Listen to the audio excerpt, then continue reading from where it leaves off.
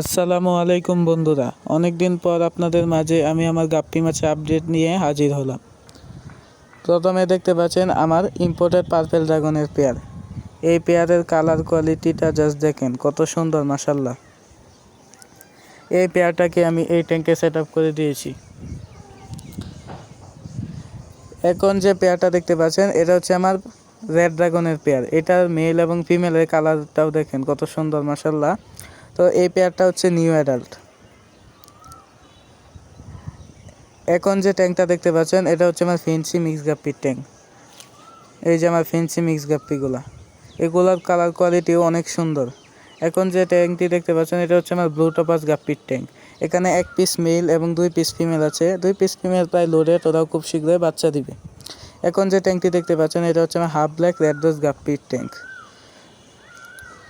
তো সবাই ভালো থাকবেন, সুস্থ থাকবেন এবং আমার ভিডিওটি ভালো লাগলে লাইক, কমেন্ট, শেয়ার এবং সাবস্ক্রাইব করবেন। ধন্যবাদ সবাইকে।